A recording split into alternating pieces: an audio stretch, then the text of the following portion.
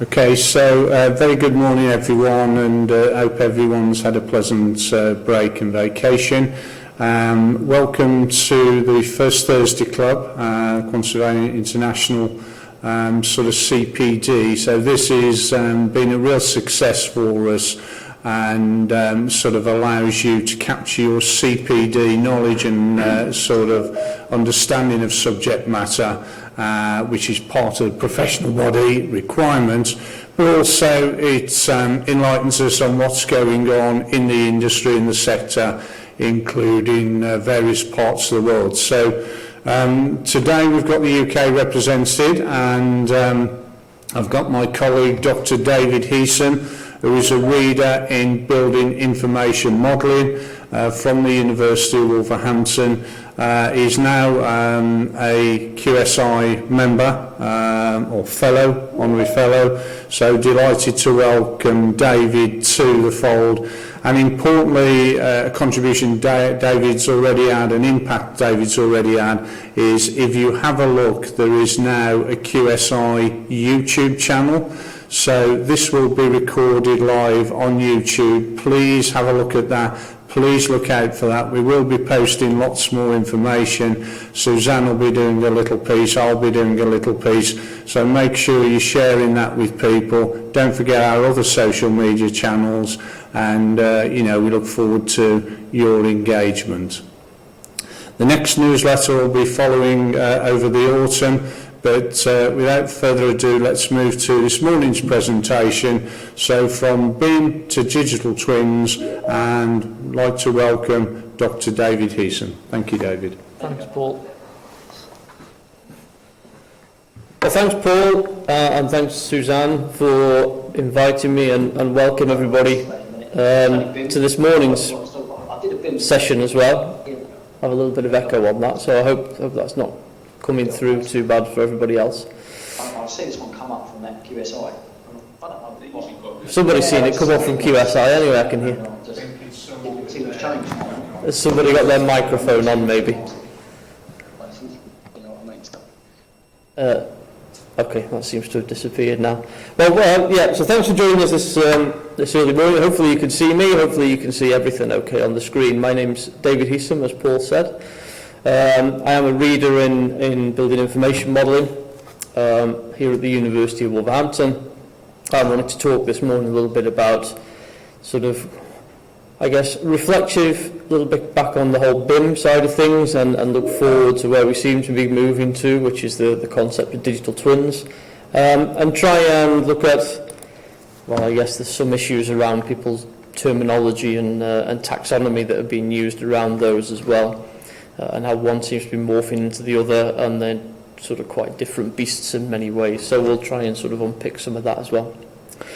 So we've got sort of around about 45 minutes and then a bit of time if anybody's got any questions. Happy to take those as well. I'll just tell you a little bit about me and my background, just for a couple of minutes. I am an architectural technologist, as well as being sort of been given the honour of the honorary fellowship in QSI. I started my life actually as a civil engineer way back when, and I worked for Atkins in the UK and Ireland, working on some sort of major infrastructure projects with design, site supervision on those. I've been in academia and applied R&D for kind of over 20 years now. And I say applied R&D because most of my research is actually done out working with businesses, and it's been predominantly in the field of BIM implementation, certainly from 2010. Before that, I was working, I guess, on kind of BIM before it was BIM, and before it was cool in many respects. So I was working in the field of 3D modelling, and my research certainly in the early 2000s was in 4D modelling, which at that point everybody thought was a bit crazy, until 2010-11 hit, and then everybody got a little bit more interested in it. So I've worked on quite a number of knowledge transfer partnerships, which are funded projects where applied R&D is done with a company, specifically in the UK, to take our research and put it into their business practice. I also lead the Construction Futures Research Centre, which is an EU-funded project, And we've just wrapped up a project called Stella, which was all around applying digital technologies, BIM, digital twins, and 5D costing into off-site construction as well. So there's some results coming out from that, which we'll publish, and I'll certainly make available to QSI as well. So things we're going to look at this morning, we're going to look at sort of the current status of where we are, look at some of the standards that exist in terms of the BIM framework and signpost some of them, and talk a little bit about them in case you're not aware of those, or maybe you are, you've heard the numbers and the names but not quite sort of fully au fait with what they are, what they mean. We want to move on a little bit to talk about this is the new buzzword, this digital twin buzzword. What does it mean? And that's part of the issue. It means a lot of different things to a lot of different people, and certainly from a marketing point of view it means a lot of different things to a lot of different companies who are putting it out there as marketing speak, I think. What the benefits are to us, some examples of kind of emerging research and where some of those are, and then look at some of the technologies that support it, some of the emerging technologies. We're very lucky here that we're able to get our hands on some of those technologies and see them firsthand, get to try them out, build them into our teaching courses so that we're sure that the next generation of professionals coming out of this institution understand the technologies that they're going to be using, that are going to be in their hands for the next sort of 10, 20 years or so. So that's kind of where we are going to go to. It's a bit of a whistle-stop tour. It's not meant to be a deep dive on all of these subjects because they're in depth in their own right. So it's going to takes certainly I teach a master's course in some of these subjects, and that's like a whole academic year to go into them. So I guess let's precurse it. Where were we? Some of the technologies and the digital technologies and the BIM technologies and some of the BIM workflows, they've been postulated and discussed since kind of the 70s actually. In reality, the 1970s. Certainly through the 90s and through the 2000s, the evolution of computers. But as an industry, I kind of like this little graphic because this technology was there and we were all too busy doing our day jobs that we didn't pick up on it and we didn't fully exploit it. And it was only in kind of 2010-11 when we were told to that we did pick it up. And at that point, and where we still are with a lot of people as well, and certainly a lot of SMEs that I work with, is there's still this kind of, there's not a real full understanding, I think, of what BIM means. Very often when I go into a company, the first thing they say, well, it's just a 3D model, or some people say, oh, well, I use Revit, or the project I'm on uses that, so we're using it. I had somebody say, oh, we're just using BIM on the 4th floor of the building, not anything else, because the rest of it's simple and we only need BIM on the 4th floor. And I'm kind of like, well, how does that work? How do you differentiate this between it? So there's still, even at this point, and we're sort of 11 years plus on from that government construction strategy back in 2011. And I think there's still some level of misunderstanding and misinformation out there. What's kind of worrying from my point of view is that we're now evolving onto, we're talking about digital twins, and we didn't really fully grasp what we really meant by BIM. So it is a process. It's not just a digital model, it's about data, and it's a process, it's a way of working. So it is a way of working that can implement 3D CAD technology. Everybody seems to have fallen out a little bit of love with that term, CAD, but computer-aided design is fundamental. It's design. We are designing and we are using computers to aid us, so therefore CAD is still a terminology, really. So I guess that some of the tools, the technologies, they're different. We're using object-based modeling, which is sort of different to what I started with, which was the old sort of 2D and 3D vector-based, where we're now using intelligent objects. And allegedly, since 2016, we've all been doing it, everything's rosy, and we all know what we're doing. It's not really where we're at. It was required by that point, that was the deadline back in 2016, but The reality is we're still evolving. I think we're still kind of, it's been implemented more, process has been implemented more, but there's a lot of projects, there's a lot of businesses, a lot of companies out there who are still finding their feet and finding their way in it. So building information modelling is a process. We'll talk about that in a few minutes. And then there's other things now. We're starting to expand acronyms as well. So is it model? Well, the model is the artifact. That's the data. And that data might be text-based data, it might be digital graphical data, but it's data. We're using it for management, so some people are tagging another M on, so it's building information modelling and management into it. So we're going to look at whether it's a noun or a verb. Is it an artifact? Is it a process? Well, it is a process. That's how we sort of defining building information modelling as a process. Now, it's a way of working that uses digital data. And as an artifact, let's distill it down, and this is kind of where we start with some of our students as well. Let's go back to basics. What is it? Well, it's let's talk about a building information model, a thing, a data repository, if we want to call it that. So we can talk about an asset. We can talk about the model might be the sort of the geometric data that's in there, and the information is a digital sort of version of all the information that traditionally we would have had anyway. So we would have had, we could generate quants from it and have those in there. We might generate the specifications from it digitally. So they're integrated into it. And the modelling is the process of using all that data in a digital workflow, in a new digital workflow. So either way, all that come together, and in a minute we'll look at some of the standards that, we've done that sort of real British thing, I guess, of we've created a huge amount of standards. There's a saying there that says standards are great, let's have lots and lots of them. But what we did is, when we looked at the BIM as a process, and building information as a process, and implementing this digital technology as a process, we wrapped it with a range of standards, British standards, to help us do it, and they've now evolved into ISO standards. But all those are talking about the transformation, because really we're talking about transforming how we as an industry, how we as a sector work in a digital way.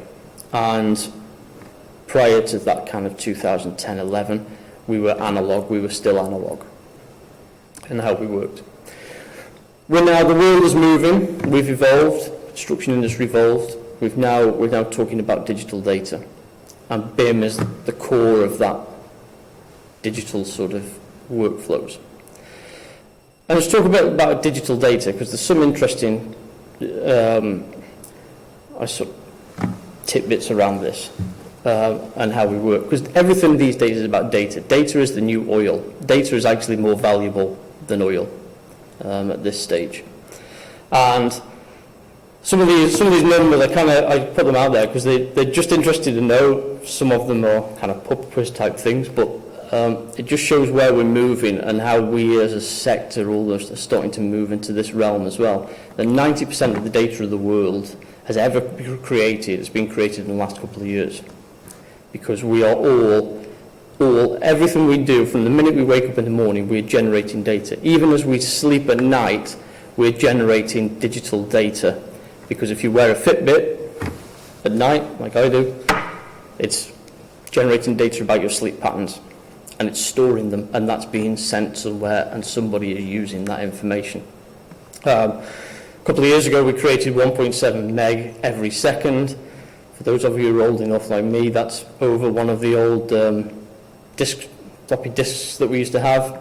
We generate 2.5 quintillion bytes of data. That's 1 to the 36, I think, if I remember right. Cloud storage, which we're all now using, and certainly cloud storage is kind of a part of our way of working as well. And certainly within the BIM process, cloud storage is, we talk about common data environment, and we store data in the cloud. So that's part of what we do now as a sector as well. And we're talking about a zettabyte, 200 plus zettabytes by 2025 will be in the cloud around the globe. And that's 10 to the 21 bytes. So we're in it. We can't get out of it now. We're in this digital workflow. Even if we're not, strictly speaking, using a BIM process, we're sending drawings, we're sending models, we're storing them, we're working digitally, we are creating digital data. The construction industry now is a digital-based industry. So let's talk a little bit about BIM. And so we said it's a process, it's a way of working. It has sort of models at the center of it. So from a design point of view, we're now working in a three-dimensional environment. We're adding data, so these 3D models are object models, they're intelligent models now. They can contain data, we can do things with them that perhaps historically we couldn't do with 2D plans and drawings. And as we evolved that process from 2012 onwards, and we sort of developed the way of working, we developed standards. And some of you may have heard these. So we had the 1192 suite of standards, PAS 1192 suite of standards. And they got developed from kind of 2012, 2013 onwards, right up to 2018, 19.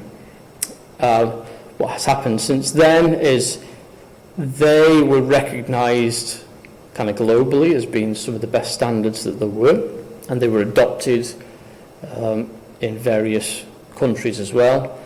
They formed the underpinning of the development of international standards, organisation-based standards, so ISO standards.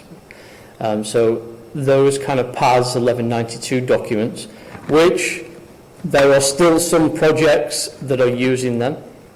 There are still some documents floating around that refer to them. So they are still being used, and it's worth knowing that they are still there. And certainly we get some of the companies I work with, we get sort of invitations to tender, and they still refer to these old documents. So they are still floating around, but they have been superseded. And we now really, from the UK and the UK BIM framework point of view, we are operating using the ISO 19650 suite. And you'll see there I've kind of redlined the ones that used to be there, and the ones underneath the ones that replaced them. So what we used to have as PAS 1192 Part 2 is now replaced by 19650 1 and 2, 3 for 3, 4 for 4, and 5, which is the latest one that's been released.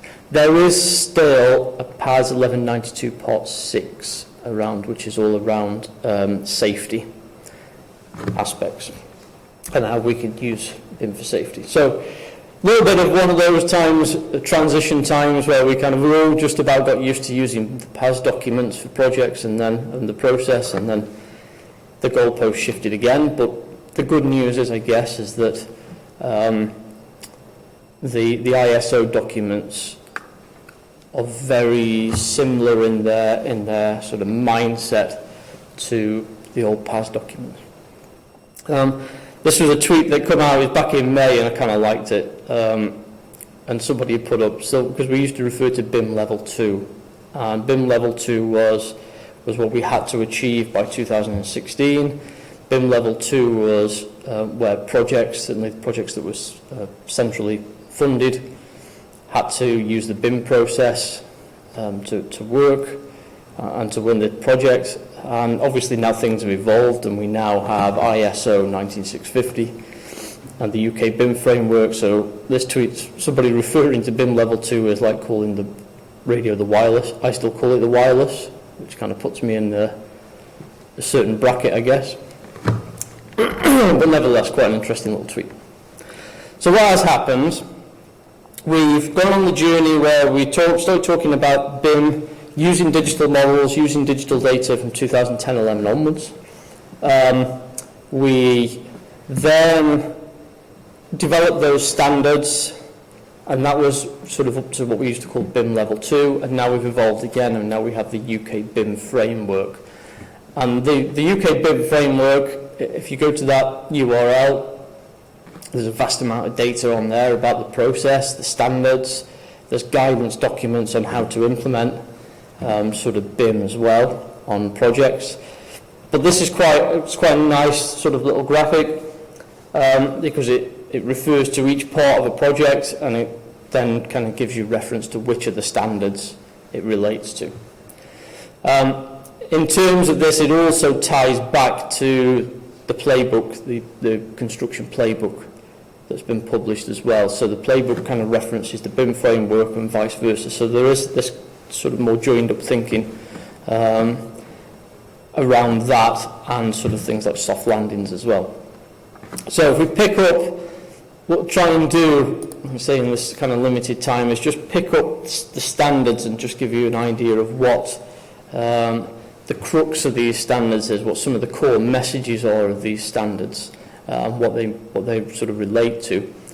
And certainly ISO 19650 Part 1 and 2, that relates to how we use the BIM process, how we use the digital data in the CapEx side of things, in terms of a project from inception through to handover. And it covers a wide range of subjects within that, in terms of information requirements, what kind of digital information requirements are needed, at what stage they should be needed, at what sort of stage the data is. Now, you see there that we used to call this is the racetrack on here. This was in the PAS document, so that was sort of version 1, if you want. Version 2 now, in terms of the ISOs, it's evolved, but it's kind of saying the same thing. And if we start up at this top corner here, and we're thinking about this is kind of client brief starting point of the project here, at that point we also start to think about what information we need. And the BIM process is not only about creating digital data to support the design through to the construction, through to the handover side.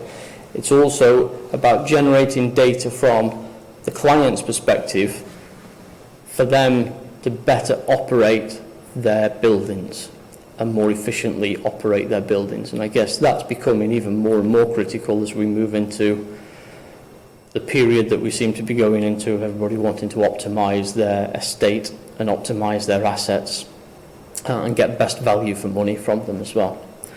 So at this point here, this is kind of all around data. This is all around digital data and information. So we'd start here and we start to define what information we need around at this point. We start to then, at each stage of the project, so if it's an RIBA plan of work based stage, it would connect to those, and we talk about what data, what information do we need at each stage of that project. And here we have these sort of information exchange points, and what data does everybody need at that point from the model, from the digital repository. All of that is wrapped up in something that we call the Common Data Environment, the CDE, which is a repository for the data to be held that everybody can access.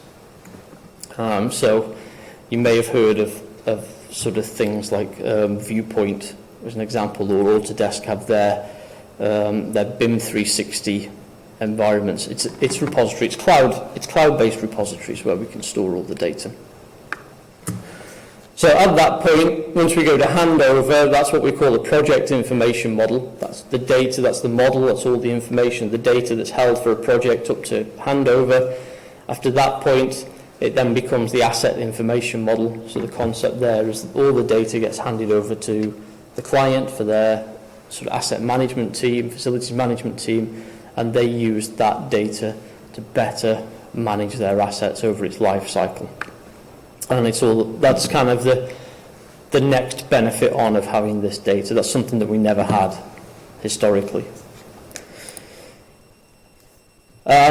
So in that first phase that we saw back here, we talk about sort of, it uses 1960 Part 2, 3 and 5.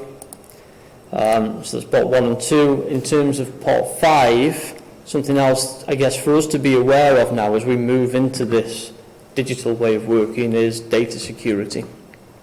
And having the ability to have secure information. because it's very, very easy to get data breaches and lose data, and we hear that from time to time. There was last year, I think it was, where we kept hearing that like Sony had been hacked, and the PlayStations had been hacked, or somebody else had been hacked, or people are really interested in data. And so we have a standard now which is ISO 19650 Part 5, which is talking about a security-minded approach to information management. And as we generate all this digital data and we're putting it into a common data environment, like cloud storage, and we're exchanging digital data, how do we make sure that that is secure? So as well as doing the day job of bringing all the data together and using it, we also then, it prompts us to think about kind of thinking around security risks, or how we manage and make sure that the data is secure in terms of personnel. We all walk around with these things and we have everything on them, or our iPads, we have everything on them. If we lose that, we leave it on the train or somebody picks it up, have they got access to all of that digital data about the project? So there's all things like that that we need to consider, and they're all covered in Part 5 document. As kind of a process, there's some terms here, and there's still lots of acronyms. BIM is full of acronyms, unfortunately. So it's just another load of stuff that we have to learn, and acronyms that we need to kind of understand what they mean. So some of these, I've just dropped these up here so that there are a few things. We talk about information requirements, and if we went back to the racetrack diagram we had a few moments ago, we're trying to get better data at the end of the day. So we're trying to get better data for the construction sort of part of the project, but also the asset management part of the process. And that starts at the very start where the organisation, there's something called an OIR, which then feeds to an AIR, which then feeds to a PIR. Right, lots of acronyms. In other words, how does the organisation manage their assets? OIR. How does that filter down to an individual asset, to an individual building? How do they manage that individual building? What's the AIR? And then based on that, it then talks about, right, well, if that's the data we want to manage our building, therefore that's the data we want to be delivered through this project. That's the PIR. Right? So we've got all these acronyms floating around. Right, I'm just putting them out there, so if you ever sat in a meeting and somebody starts bouncing back acronyms, at least you know what they mean. From that, as we work on a project, we define what we need at each point of that project, which on the diagram was those little things that drop out. So each stage, that's the information I want from it. And that's kind of where that's what those acronyms are talking about now. So it's all data, it's all digital data, it's what we need and how we need it and how one fits into the other. Just another sort of few acronyms just to throw around. There are things that come up a lot, which are when people are talking about the model and creating the model. They talk about LOD or LODT, or now we talk about LOIN as well. And it's level of detail, level of development, level of information need. And that essentially is when you create the model, how much information goes in it at each stage of the project. How much data is contained within that model. And that's so different to how we used to work on projects anyway. The specifications got more developed as we worked through it. The designs got more developed. The drawings in the old days, if we want, got more developed. It's the same thing. We just give it different acronyms. So, level of development, if we want to talk about from a graphical point of view, the model got more detailed. It's now moved into level of information need, which there's a British standard for level of information need as well, which is BS 17412, which talks about that. And that talks about how we can best specify what kind of data do we need at a certain point in the project and how much detail do we need in that. So those pick up this first part here. And then when we get into actually delivering the project and the asset management side of it, we then pick up some others. So there is There's now Part 4 documents and the Part 6 documents as well. And we'll also talk a little bit more about that common data environment. So that's the common data environment is just a way of structuring it. If you want to distill it back to everything, it's kind of like if you have Dropbox or Google Drive, from a personal point of view, how do you structure your folders in that? Well, the common data environment is kind of that, but on our project point of view. So we structure it in certain ways so that we all make sure that the data is in the right place. If multiple people are accessing this and multiple people are putting data into this cloud, into this shared space, we need to make sure that everybody's working the same way and is accessing and putting things in the same place, in the right place. So one of the big things around this is when we have this common data environment, we can bring all the models together, and what's called federating models. And that's one of the big things that everybody talks about. When they talk about BIM, they talk about the potential of it for clash detections and bringing models together and seeing how things integrate. And that's the process that we call federation of models. And that's arguably, that's in the old days, that would have been where we got the drawings on the light table and we overlaid the drawings on the light table and we used to see where the lines overlapped. That's almost like, a couple of generations on from doing that. So we bring all these 3D digital models together and we can analyse if they fit together. What that does bring forward, and something else to be aware of is the dimensions of BIM. So we go from 1D, we're now up to 6D. Some people talk about 7D and 8D. My view is that let's just stop at 6 because we can't grasp some of those yet properly.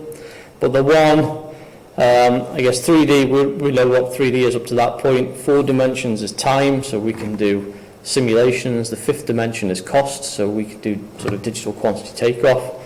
And we can do cost estimates. There's caveats on that though, because very often the models have been created by designers as design models, and they are not what we need for sort of deriving relevant quantities from them. And that's some of the issues that we've had in the past where I've been working with companies, and very nice looking models have been created, great for coordination, but actually in terms of deriving quantities and costs from them, they're not right. And so that's one of the challenges that we've got, and certainly one of the pieces of research that I've been working with one of my colleagues around that to understand contractors' needs for cost estimation using BIM. And the 6th dimension that we talk about is operating costs of the building, so we're into that asset information modelling side of things. Something else during that asset side, when we hand over, is there's something called COBE, which is now ISO 19650 Part 4. COBE is essentially a spreadsheet. That's what it is. But we take all the data about all the elements in the building, and we turn it into essentially like a database. And so that's all the data about all the objects, all the maintainable assets in a building. And there's a blue line there. We talk about maintainable assets. But if you imagine kind of a simple way to bring that down is if we had a light fitting in our model, in our 3D model, so we had a 3D object that represented the light fitting. Attached to that 3D object, there's lots of information about the manufacturer, the warranty date, the install date, all that data about it, the model number, the part number. If we were to take all that data, all that text-based data, throw the 3D model away, and we were to put all that text-based data into one row in a spreadsheet, that's what we're talking about when we're talking about COBE, really. And then if something goes wrong with that light fitting, rather than needing to open a 3D model up and look at it, we just search for it in here. So it could be linked to a room number. We search for it. We've then got all the information about it. So it's an asset management tool. And I could tell you some horror stories where I've worked with some major clients who've told me about problems in terms of asset management where it's literally taking them a day to find something in real life because they don't have a digital representation of it. So that's kind of BIM, that's where we were. I guess that's where we are at some point. Moving on a little bit, we're talking now about construction 4.0. So things have evolved really quickly. Now we've opened up Pandora's box of the digital world and digital construction. We're talking about industry 4.0, so we're talking about construction 4.0, and we're now talking about the digital twin. And I think there's some misnomers somewhere around that. I'm sure you're all aware of the sort of fourth industrial revolution and cyber physical systems, and people are now even talking about the fifth industrial revolution, and we're talking about sort of society-based Society 5.0 as well. That's been talked about in Japan. But certainly in terms of construction 4.0, things are evolving. BIM has been at kind of the heart of that, because BIM has transformed us from analog to digital. So it's moved us, it's almost forced us, it's pushed us, which we needed down that road. Technology's evolved, technology's become cheaper, hardware and software have evolved and become cheaper, and it's now taken us into this 4.0 cyber physical systems. We are now a cyber physical industry and how we work. And all that is now starting to underpin the kind of what we start to think about as a digital twin and the evolution of that. And what's happening a lot is people are just replacing BIM with digital twin.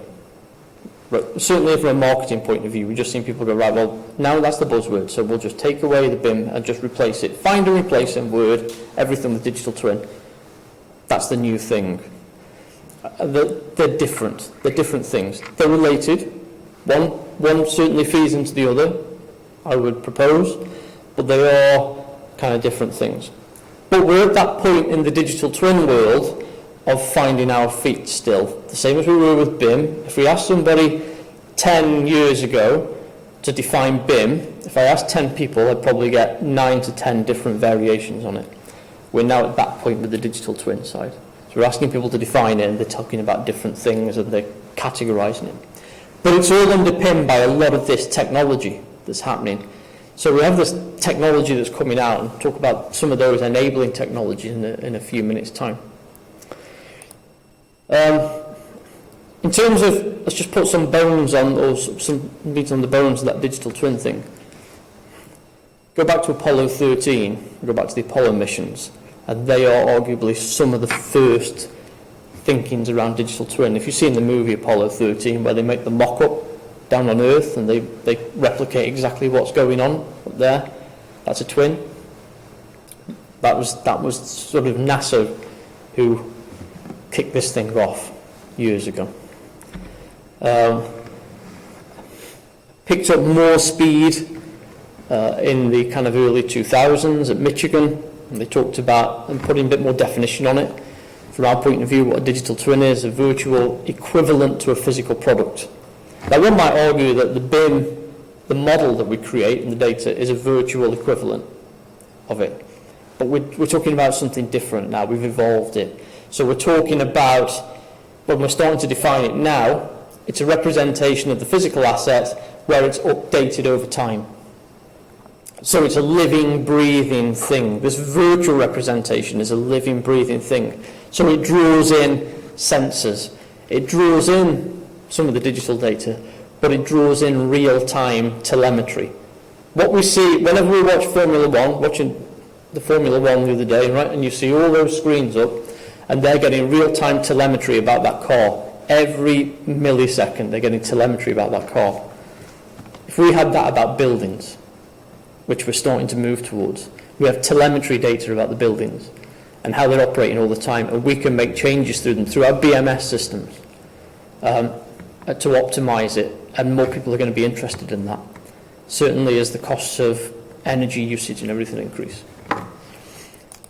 So, we're talking about this kind of connected data with a BIM. There's something called a digital shadow, and argue we could say the BIM is a digital shadow. the digital twin is interactive. It's getting more popular, people are getting excited by it. One of my PhD students is doing some research to find out where a lot of the interest is, and you can see from a research point of view, it's exponential increase, almost, it's cranking right up. And in such the way we're now trying to define it like we did with BIM, and we had BIM levels and those sorts of things. We're now talking about levels, maturity, sophistication. These are some of the words that we're using to define digital twins. The Digital Twin Hub, which I would signpost everybody to who has an interest in it, certainly a great repository, and you'll find some fantastic UK-based reports in there. And we talk about maturity levels that go from predictive digital twins right up to cognitive, and then we're into the realms of AI and how we use AI to manage our assets. So all that kind of process, the BIM process, the digital twin, it's all underpinned by some sort of new technologies, emerging technologies, some of them very well established technologies that are out there.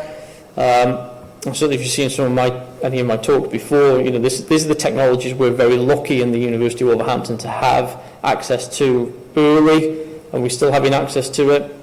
So data capture, we're able to capture data, accurate data through things like terrestrial laser scanning and photogrammetry throughout projects. Certainly on our campus building here, we captured the data at discrete points, and we use that to validate construction. Again, use that for measurement purposes, so we can use that as a measure. Certainly far cry from the days when I was walking up and down carriageways with wheels and measuring and doing certification based on that. So these are some of the examples that we can get from some of the scanning data, and the fidelity of it is amazingly powerful and really, really accurate.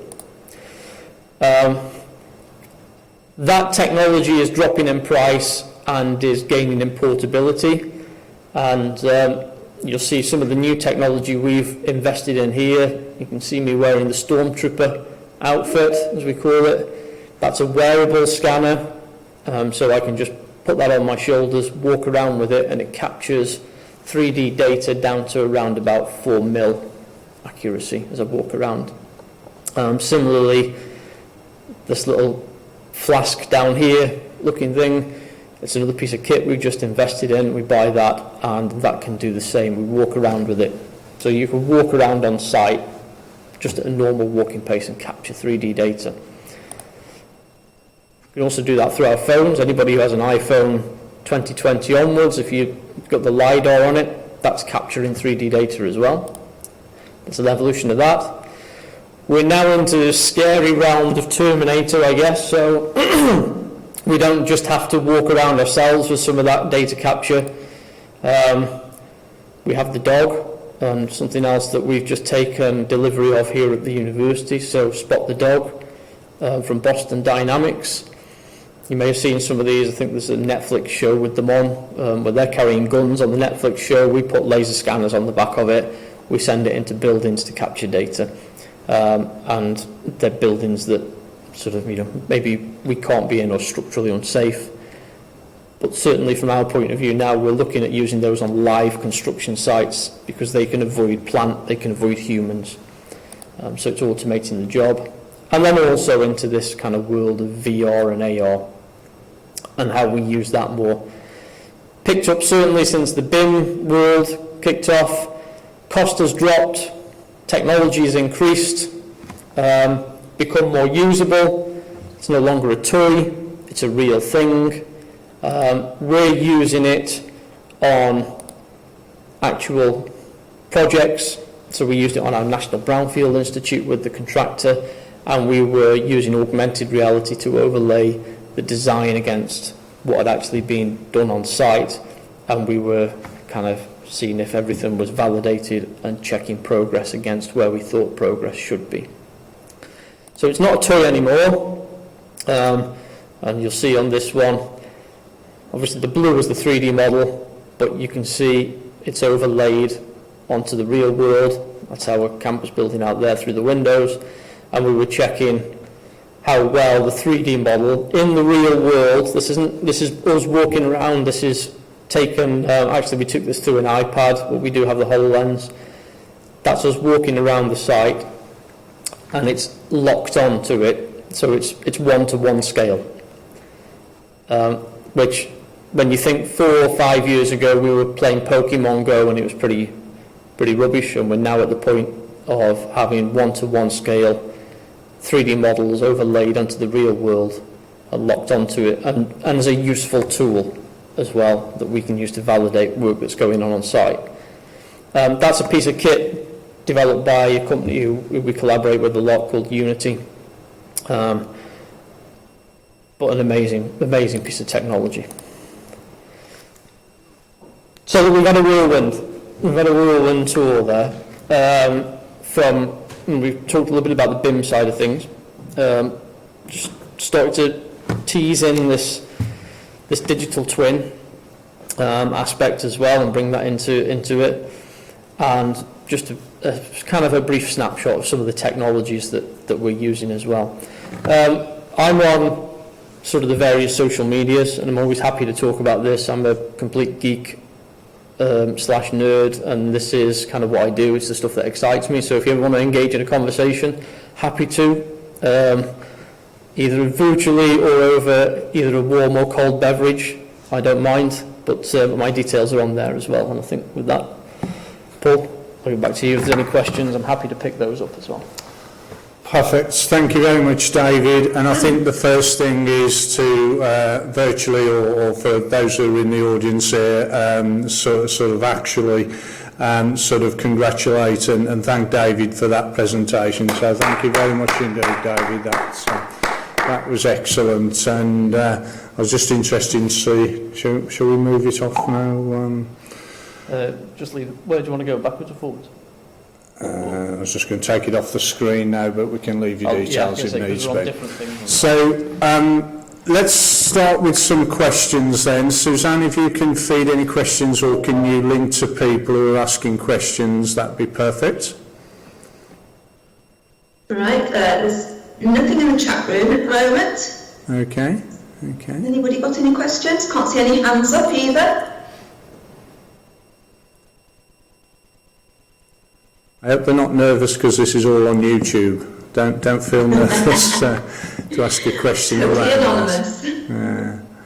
Okay, well, while people are perhaps pondering on that and thinking about that, I think it's vitally important that you can do two things on this, fight or flight, can't you? And I think what David's PhD student, which is very timely, you should have received a link from Suzanne. Over the last few days I've completed the questionnaire. If you could please contribute to that, please. And I think from our world of cost and financial management, quant surveying, we need to embrace this. We need to be, the sector that really sort of takes action and calls to arms to be involved.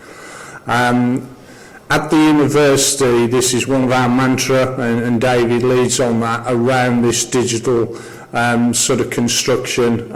We strongly believe this is where it'll go.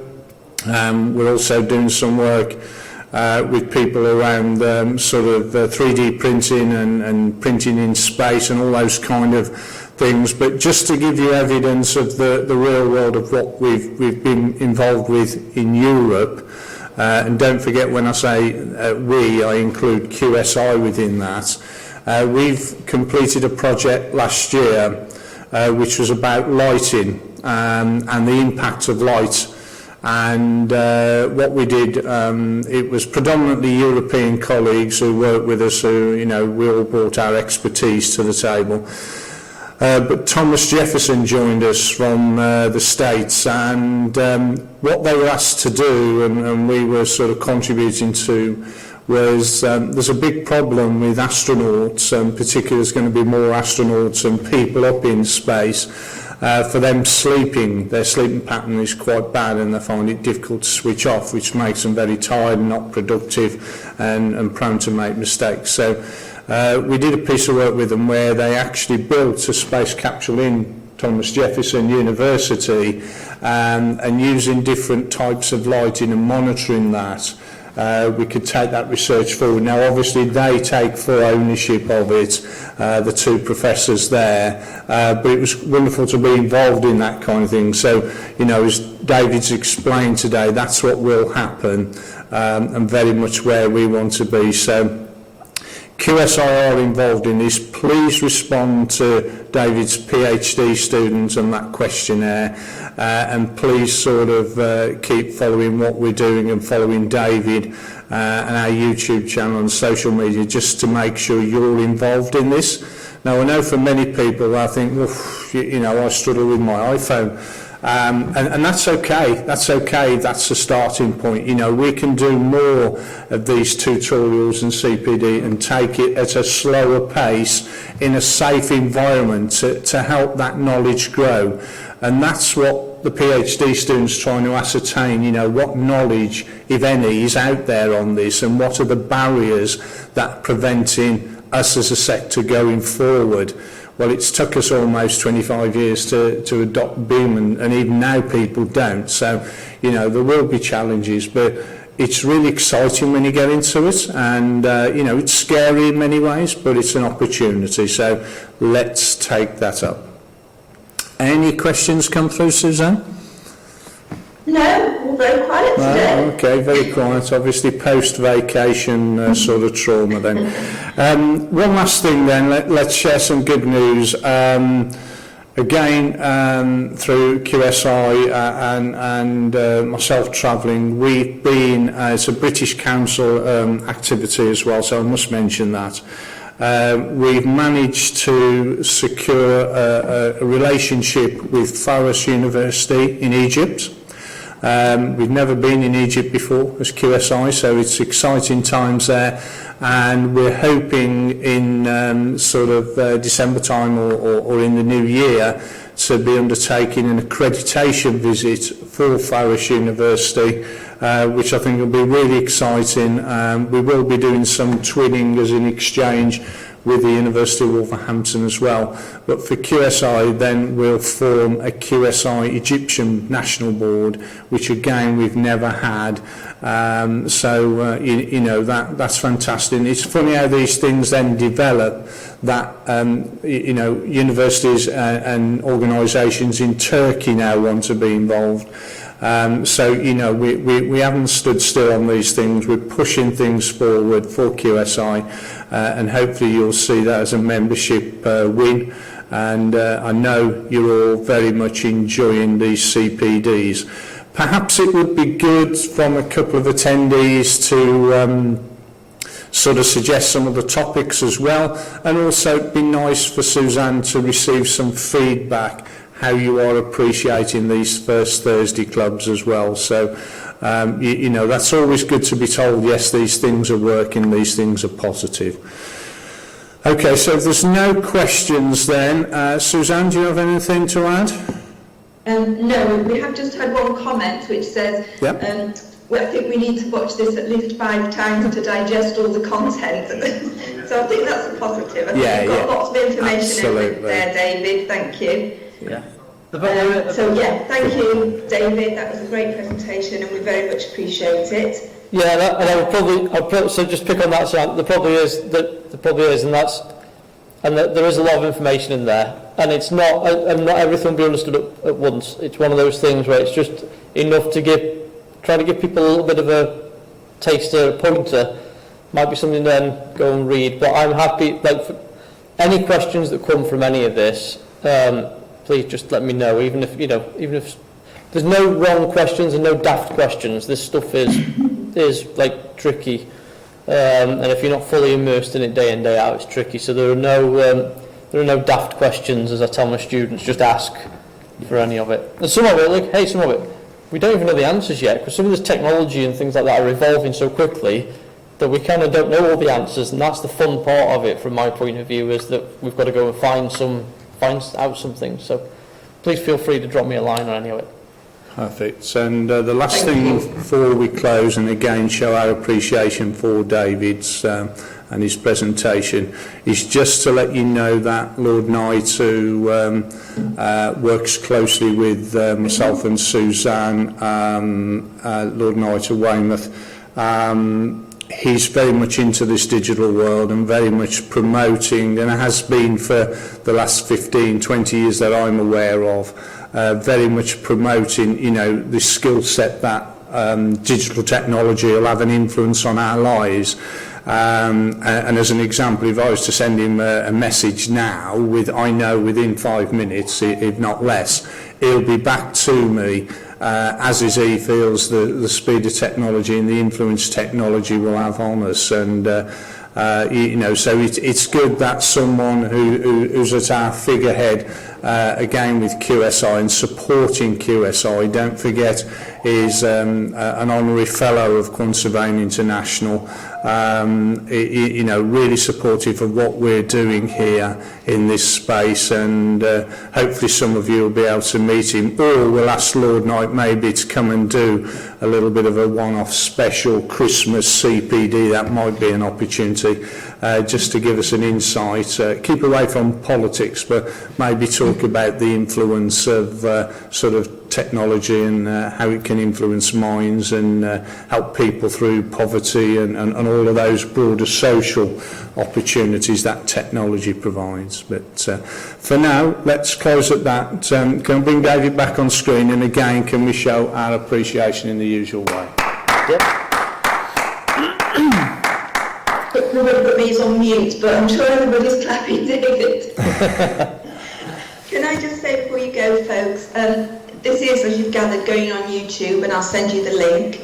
If you require a CPD certificate, please either just pop a quick message in the chat room, or you can email me. And as Paul said, if you have any comments, any suggestions on what you'd like to see in the future, please let me know. Our next Thursday club is the 6th of October, and it will be delay analysis. We will be sending around information, but again, you can just drop me an email if you want to be included in that. So thank you all very much, and thank you again to David and to Paul for chairing, and see you all again soon, hopefully. Thank you. Bye all. Bye-bye. Bye-bye. Thank you.